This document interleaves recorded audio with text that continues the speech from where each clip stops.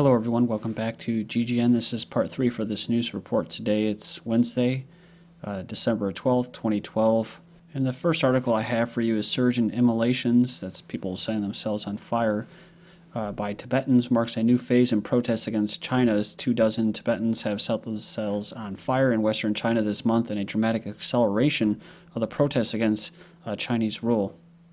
It goes on here, says at least 86 people have set themselves on fire since the immolations began in 2009. 86. It says in a change in recent months, most self-immolators now are lay people. Some of them are acting together rather than Buddhist monks and nuns who live in tightly monitored monasteries and thus can be more closely watched by authorities.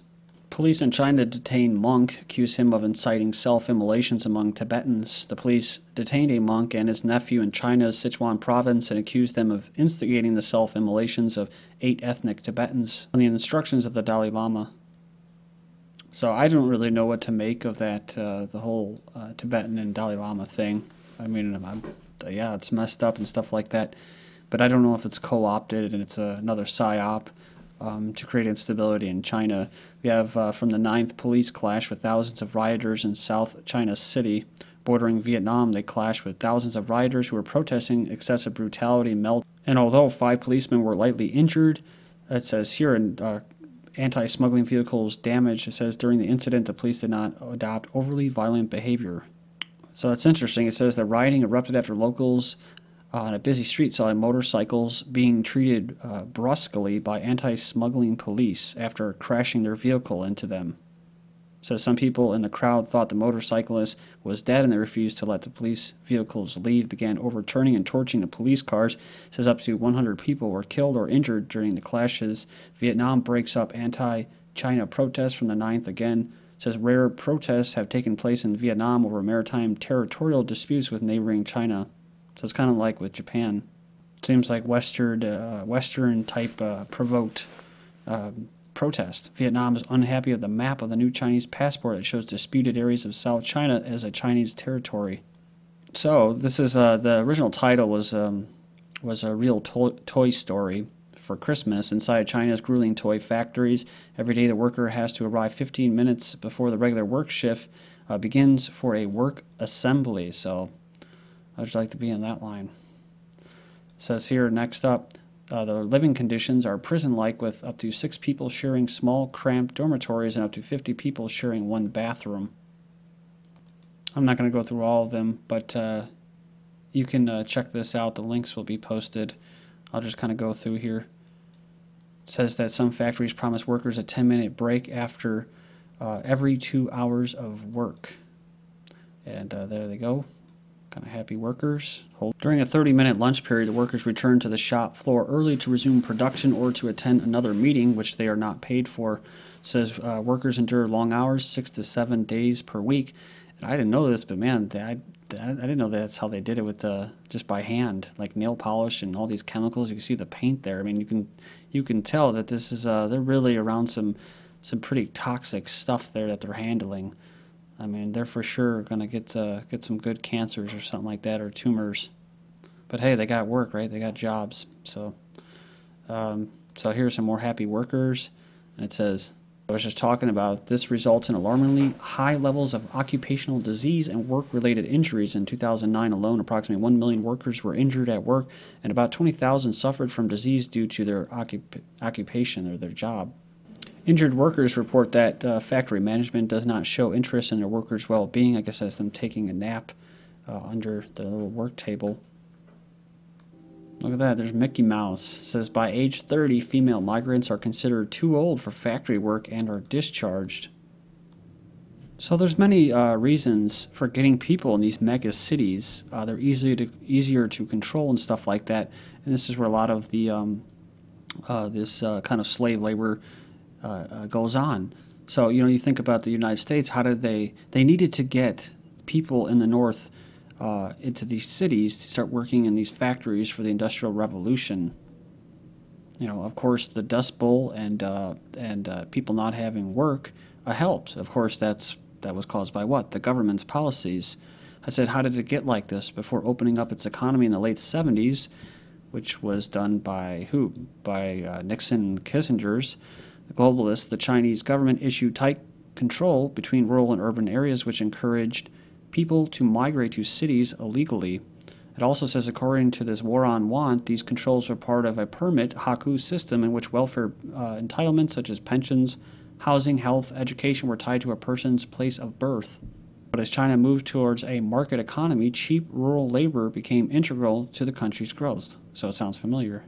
The limitations on migration were reduced, and around 85% of China's rural poor flocked to the cities in search of a good wage slave job. Migrant workers became unable to access state benefits or protection despite Chinese laws promising equal rights for all. They became outcasts in the eyes of their government, and that's approximately 150 million workers who are utterly unprotected. They endured all these working conditions, such as excessive and forced overtime, and don't get basic Social Security benefits. It says the workers' lack of awareness of their own rights and Chinese government's unwillingness to address, of course, the abuse only perpetuate the system. So, most people, just like our ancestors here in America, wherever they may be, from Africa or from Europe or wherever, they're used to being slaves. They're used to being peasants. It's a mentality. So, this has been going on for a long time. Multinational corporations and national factory owners take advantage of the anti-union climate. It's interesting, though, because, with the whole Industrial Revolution, they had the same type conditions here. And because ultimately they want to have it become totally automated. They need people to run the machines or do stuff like this and, risky jobs and stuff like that. And so back then in the United States, it was actually a benefit. It was a good thing to try to get these unions to protect themselves from these, as they called them, monopolists and stuff. They're taking advantage of desperate people. Of course, since then, we've come to see that unions have really become a big, just a big fraud that eventually end up working against the workers. So what do we have in Michigan? Jimmy Hoffa warns of civil war as Michigan governor signs right to work into law. So it says, the Teamsters head Jimmy Hoffa appeared on CNN saying this is just the first round of a battle that's going to divide the state. We're going to have a civil war. The Michigan Governor Snyder signs ban on mandatory union dues, which are completely inflated, like I said. Who knows? We'll see, right? Someone said looked for a lot of investment to be flowing into Michigan now. 35,000 rubber ducks and Santa reindeer outfits seized at LA airport. It says the 35,000 holiday-themed rubber ducks from China were detained by U.S. Customs officials. They said right here they were contained chemical phthalates in excess of the limit, which may be harmful to children. Said imagine if you're making those things. So what is the solution here? To decentralize big retail businesses, how to uproot Wal-Mart and bring jobs back home. It says in many towns across America, Wal-Mart or similar mega retailers is the only option you have when you need almost anything. These big retailers is a monopoly, and its truest form has become so not through free market economics, they call it free trade, technological innovation, supply and demand, or healthy competition, but rather through a combination of pro-monopoly rules and regulations, human exploitation, outsourcing labor overseas, while preventing labor domestically from unionizing for better wages, job security, and benefits. Subpar trinkets, poisoned food and beverages, and slave-made goods that line the corporate consumer troughs at Walmart are the result of global network taking advantage of the socio-economic disparity, consumer ignorance, and deplorable labor conditions to bring the very lowest prices possible to consumers. They may not realize that the polo shirts that they are buying at Walmart come from an overcrowded, deplorable factory in Bangladesh where a fire recently claimed the lives of 112 workers. But, they say the average Walmart customer has no idea it existed because it's the rest of the price is out of sight, out of mind. It's like I said before, though, when you start seeing people not being able to go to Walmart anymore, that's when you should expect economic instability and civil unrest, because that's what's actually propping up a lot of the people's standards of living. It's it's built off. It's a false, it's illusion basically, because people are losing their actual wealth. And like I said before, I made this comparison, this irony of in China, all those people are working to get a better. They're trying to live like Americans, so they're going to work and slave away, producing these cheap products. To be more like Americans, and then at the same time, where Americans are losing their standard of living, they're becoming now going to be exploited like the Chinese are, because they're desperate workers, but they're going to buy all this cheap crap to maintain their standard of living. So it's totally interdependent. We have the waste of resources, wealth disparity, and human rights abuses of big retailers. These sweatshops, Walmart has outsourced U.S. jobs to third world sweatshops where people work under dangerous, deplorable conditions, so a handful of executives and shareholders can maximize their profits. It says here, port employers can't outsource jobs overseas, but they can offer jobs to people willing to work for little or no benefits, minimum wage, and no prospect for retirement, and no respect. You have the foreign sweatshops. Number one, the port or warehouse. Trucks and ships burn fuel and expend resources to transport goods that should be made locally. Number three, you have a factory farm. And number four, you have the retail giant. Like I said, just wait until this turns into a big FEMA camp. Walmart itself prevents workers from organizing unions to bargain for better wages and benefits. Again, so the vast wealth accumulated by Walmart ends up in as few hands as possible. As far as the solution, they say activism isn't enough. It's important to educate people as to real costs of their always low prices. It says it was innovative uses of new technology that eventually began the decentralizing of media monopolies, and it will be innovative uses of new technology that likewise will begin the decentralizing of big retail. Imagine a city or several blocks all within walking distance where you can obtain everything you need, produced and made available locally.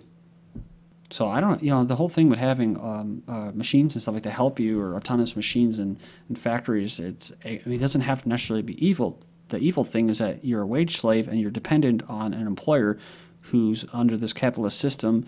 It'll never be enough, no matter how big. It's like they have to grow, because if they're not growing, they're dying. That's the way they see it. So the only way they can grow is by treating their workers like crap and gobbling up all the competition. So if we were really free, if we were in a free society and a free market, really individuals should be working for themselves.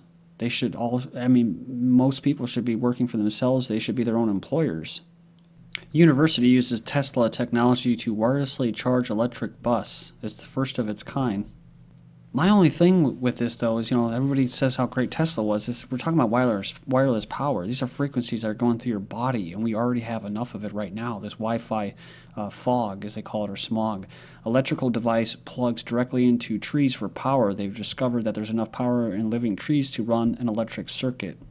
Remember the infamous quote by whoever it was, one of those bankers, to Tesla, saying that, unless we can put a meter on it, we really don't want people to have free electricity, to be independent. So that's what I was talking about. It could be good for people to be independent and work for themselves and not need these monopolies.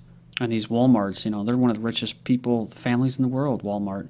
World's most prestigious financial agency, called the central bank, warns of bursting bubble. According to the Bank of International Settlements' latest quarterly review, financial markets are starting to behave in some of the ways that they behaved before the crash in 2008. They actually slammed the Federal Reserve's policy, which is what? Federal Reserve seen pumping up assets to $4 trillion in new buying. They said they're going to announce $45 billion in a monthly Treasury buying that will push its balance sheet to almost $4 trillion. That's why Mr. Bernanke is smiling. Obama declares big banks too big to jail. Decision not to prosecute banks' money laundering sparks outrage from HSBC, which funnel cash to the Mexican drug cartels and Saudi banks with ties to al-Qaeda. This is as the U.S. is the world's largest prison state, imprisoning more of its citizens than any nation on earth, yet they're going to avoid being criminally prosecuted. There's 15 signs that the economy is rapidly getting worse as we head into 2013. Go in there and check it out. Links will be posted. Youth unemployment is the highest it's ever been in the U.S. since World War II. Says 40% of all Americans have $500 or less in savings. But besides Wall Street bankers are expecting a worse bonus season, food banks all over America, like the UK, are reporting more needy families need food than ever before. Remember that clip of Obama supporters saying Obama's going to pay my phone bills? The California Public Utilities Commission is expected to approve a plan to offer homeless and other poor people in California virtually free cell phones and service. That's, of course, to track and monitor them. The Doha summit fails. Only 37 countries agreed to extend the Kyoto Treaty. While police arrest suspected carbon credit fraud ring, they said that they exploited people's misguided belief about climate change. And And another city removes fluoride from their water. Thank you.